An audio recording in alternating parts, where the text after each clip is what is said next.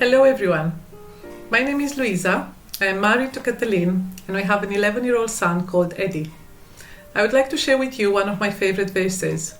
This is from Romans chapter 8, verse 15. The spirit you received does not make you slaves, so that you live in fear again. Rather, the spirit you received brought about your adoption to sonship, and by him we cry, Abba, Father.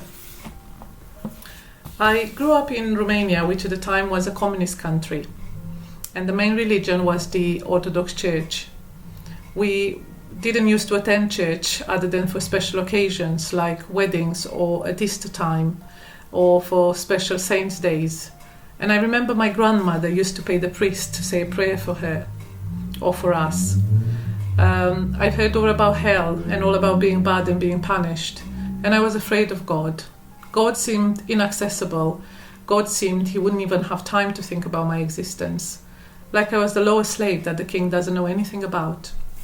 My primary school friend introduced me to a different God. She invited me to her Baptist church. We had to walk a few kilometers to the outskirts of town, where someone had built a room at the back of the house. This was their church. This was the place that they were meeting, in a society where people even now frown upon Protestant churches and use Reformed as a negative way to refer to people who attend such places. I heard here for the first time that God was love. I heard stories about how he would care for our smallest needs, like feeding us and clothing us and comforting us. Whilst I was amazed by this, I remember praying that God would not send any angels to me, no matter how good they were, no matter how great the news that they would bring. I was terrified at the thought that somebody would appear in my room at night. As an adult, I became an adoption social worker, and the verse started to have new meanings for me. God was adopting me as his daughter. Through Jesus dying, I was freed from the bondage of fear and slavery.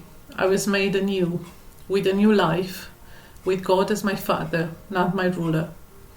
Even before realizing God nurtured me, loves me, and waited patiently for me to get to know him, to get to trust him, to get to love him. Relationships take time, and you have to be loved first to know how to love. God worked tirelessly in my life, waiting for my eyes to open.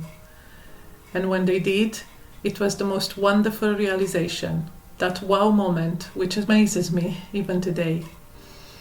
The God Almighty, creator of everything, the King of Kings, was my Father. For the first time I knew who I was, daughter of the perfect Father, whom I can call Daddy and with whom I can have a personal, intimate relationship with, just as children have with their parents. Be blessed.